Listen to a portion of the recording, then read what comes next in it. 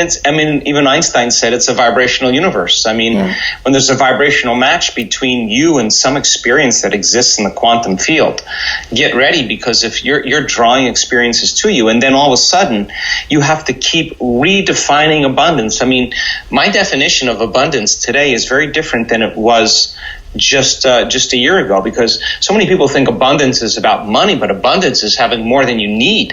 Like having way more than you need. So all my needs are met and then some. And then when you have that experience, then what is your next definition of abundance? If you truly believe then that's abundance, is there another level? But you would never know that until you've had the experience of abundance to that point. So then all of a sudden, our definitions begin to change. Same thing with health.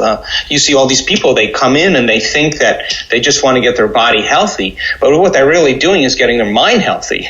And they're changing their energy. They're having all these other things going on. And they reach a point where they're so happy with themselves.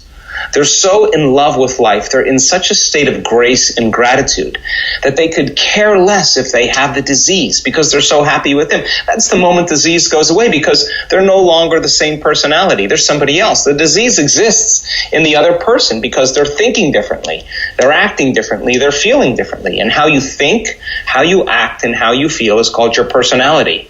And your personality creates your personal reality. Change your personality, you change your personal reality. Most people are trying to create a new personal reality as the same personality, and it doesn't work. You literally have to become someone else. So teaching people how to do that, and then strengthening their belief in themselves, because when you believe in yourself, you believe in possibilities. When you believe in possibilities, you believe in yourself. So many people close the door to possibilities because they're viewing their future through the lens of the past. Why? The brain is a record of the past. It's an artifact of everything you've learned and experienced in this moment. It's wired to the past.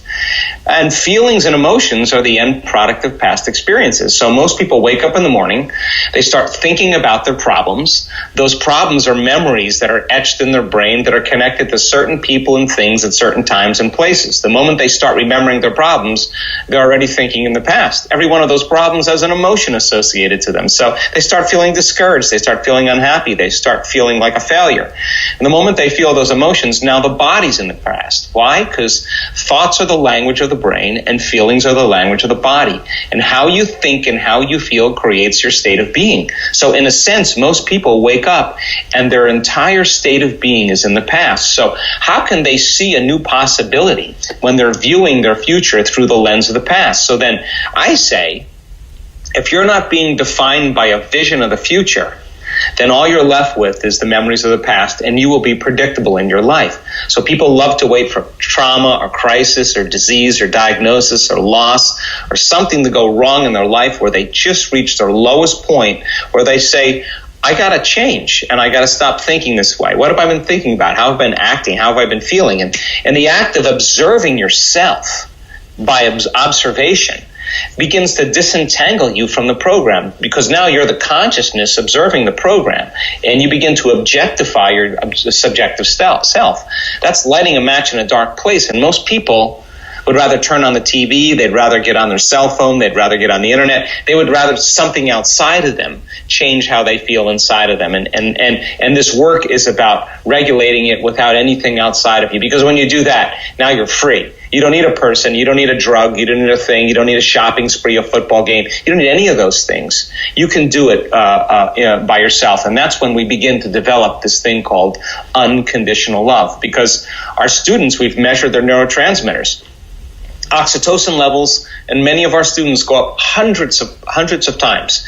Oxytocin is the love chemical, and oxytocin signals nitric oxide, and nitric oxide signals a chemical called derived endothelial relaxing factor, which is a big word for causing your heart to literally swell. It causes the arteries in your heart to get more oxygen, more nutrients, more blood. It's not something mystical. It's very physiological. It's just like when you're sexually aroused and blood flows there, the same thing is happening, but only it's happening in your heart, and you feel with a different consciousness so much love. This is where our creative center starts. This is where the beginning of our divinity. This is our connection. This is the union of polarity, the union of opposites. This is oneness, and where wholeness begins. This is where we should be creating from. So if you can't get energy here, and you can't feel a love for your future, that means then on some level you're more addicted to the emotions of the past. So then this is really fundamental, because when people start to make those changes, they start getting happy for no reason. And all the things that they thought they wanted, the career, the relationship, all those things, they no longer want them because they feel so whole, they feel like they already have them. And so if your oxytocin levels are up 200 times, you're so in love with life, you feel so amazing that you wouldn't start judging another person, because if you did, you'd lose the feeling. And people start figuring out, I'm just going to stop judging. Hey, that person that betrayed me 10 years ago, I feel so whole, I'm going to let them go. I got to take my attention off them because you feel so great. You don't really care about them any longer, and that's forgiveness, but you're not trying to do it. You're not trying to be spiritual. You're not trying to be forgiving. It's the side effect of a shift in consciousness. And when energy makes it to the heart, it goes right to the brain. We've measured that enough times, and it resets the person's baseline for fear and anxiety. It begins to change the survival centers in the brain, and the person's no longer so vigilant, looking around in their outer world of what's going to change and try to control and predict it. They're more relaxed into the present moment. And of course, now things are happening around them. So the work then becomes instrumental, not just because we want people to make those significant changes, but we also want them to reap the benefits of their own efforts. And I just talked to someone this morning. Just huge manifestation happened to this woman. A lot of money, a lot of wealth.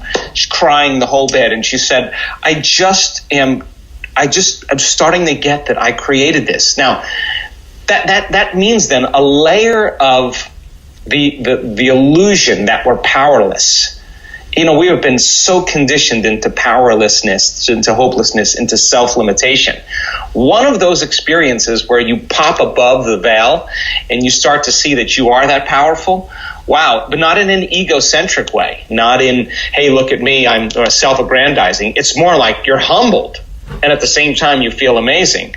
Wow, imagine if the whole world was like that. And so we're piercing this 4-minute mile. This last year in our work, all the healings, all the amazing experiences, all the mystical moments, all the transformations that are going on in people, piercing through that 4-minute mile. Once the 4-minute mile was broken, then everybody said, hey, we can all do it. And within 2 weeks, everybody started breaking that mile. Well, that's exactly what's happening. We're breaking through this veneer, this level of consciousness that says you are powerful. And you could be old and be powerful. You could be young and be powerful. You could be healthy and powerful. You could be sick and be powerful. You could be anything you want and still do this. And in time, your biology begins to change, and so does your life.